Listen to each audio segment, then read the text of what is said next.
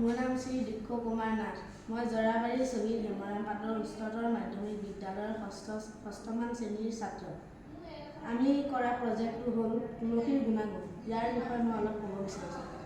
তুলসী পবিত্ৰ, গুণকাৰক, লগতে আৰোগ্যকাৰকো। তুলসী 3 প্ৰকাৰৰ: ক'লা তুলসী, বগা তুলসী, বন তুলসী। তুলসী গছৰ পাত, বীজ, শিপা আদি সকলো অংশই ঔষধ হিচাপে ব্যৱহাৰ কৰা হয়। তুলসী পাতত লিনালন, বহুতো আৱশ্যকীয় তেল, ৰজমেৰিনিক এচিড, এচিজিন, কোৱাচাৰ্টিন আদি ৰাসায়নিক পদাৰ্থ থাকে। এইবোৰ বহু উপকাৰী, প্ৰদাহ বিৰোধী বা এণ্টি-ইনফ্লেমেটৰী আৰু প্ৰতিজাৰক বা এণ্টিঅক্সিডেণ্ট পদাৰ্থ। তাৰোপৰি ইয়াত এ ভিটামিন আৰু খনিজ লৱণ যেনে কেলচিয়াম, পটাছিয়াম থাকে।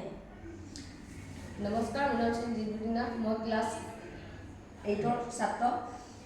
তুলসীৰ উপকাৰিতা: তুলসীৰ পাতে শৰীৰৰ পৰা কফ আৰু শ্লেমা আঁতৰাত সহায় কৰে। তুলসীৰ পাতৰ ৰস মৌৰ লগত মিহলি কৰি খাব লাগে। ই তেজৰ উচ্চ কলেষ্টৰল হ্ৰাস কৰে, লগতে ৰক্তচাপ নিয়ন্ত্ৰণ কৰে, লগতে তেজত শৰ্কৰাৰ স্তৰ কম কৰাত সহায় কৰে। মানসিক চাপ আৰু উদ্বেগ কম কৰাত সহায় কৰে।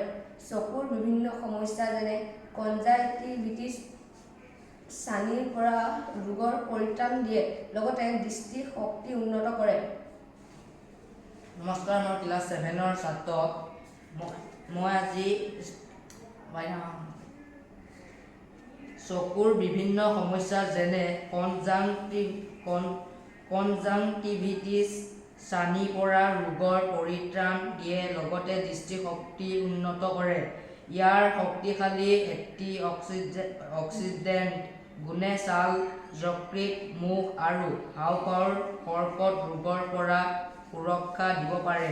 তুলসী পাতে লিভাৰৰ কাম উন্নত কৰি তেজ বিশুদ্ধ কৰি শৰীৰৰ পৰা বিষাক্ত পদাৰ্থ ওলাই যোৱাত সহায় কৰে।